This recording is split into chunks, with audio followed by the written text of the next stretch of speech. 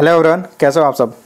दोस्तों, पंजाब पुलिस में civilian support staff की टोटल 634 वैकेंसीज निकली हुई है।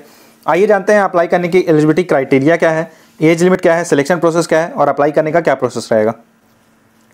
यहाँ टोटल 634 वैकेंसीज निकली हुई है और ये ग्रुप सी पोस्ट है और यहाँ पे आपकी posting as civilian support staff रहेगी जो कि पंजाब पुलिस के इन्वेस्टिगेशन कैडर में है।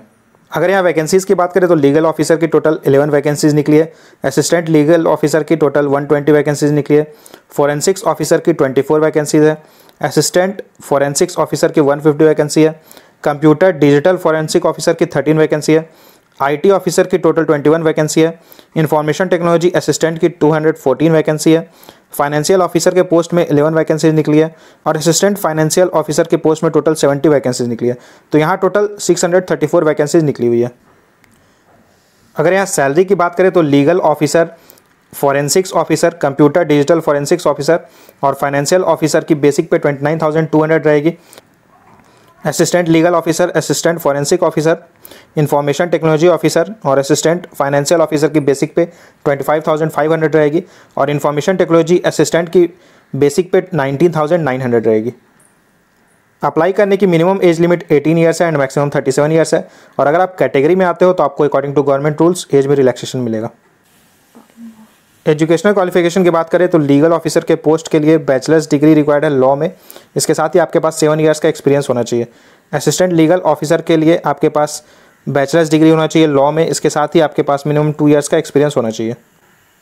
फॉरेंसिक्स ऑफिसर के पोस्ट के लिए आपके पास बैचलर्स डिग्री होना चाहिए फॉरेंसिक साइंस में और आपके पास मिनिमम 7 ईयर्स का एक्सपीरियंस होना चाहिए। असिस्टेंट फॉरेंसिक्स ऑफिसर के पोस्ट के लिए आपके पास बैचलर्स डिग्री होना चाहिए फॉरेंसिक साइंस में और मिनिमम 2 ईयर्स का एक्सपीरियंस होना चाहिए। कंप्यूटर डिजिटल फॉरेंसिक्स ऑफिसर के लिए आपके पास बैचलर्स डिग्री होना चाहिए कंप्यूटर साइंस, IT या इलेक्ट्रॉनिक्स में और इसके साथ ही आपके पास मिनिमम 12 ईयर्स का एक्सपीरियंस होना चाहिए। इंफॉर्मेशन टेक्नोलॉजी ऑफिसर के पोस्ट के लिए बैचलर्स डिग्री रिक्वायर्ड है computer science, IT, electronics and communication में और इसके साथ ही 7 ईयर्स का एक्सपीरियंस होना चाहिए।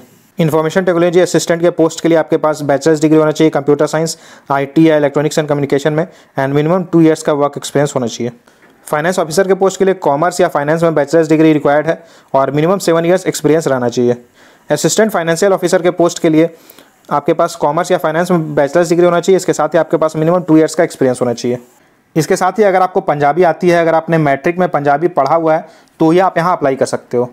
सिलेक्शन प्रोसेस की बात करें तो यहाँ आपका कोई इंटरव्यू नहीं होगा, आपको एक कंप्यूटर बेस्ड टेस्ट देना होगा जो कि ऑब्जेक्टिव टाइप रहेगा एंड यहाँ मल्टीपल चॉइस क्वेश्चंस पूछे जाएंगे और CBT क्लियर करने के बाद आपको डायरेक्टली डॉक्यूमेंट वेरिफिकेशन के लिए बुलाया जाएगा।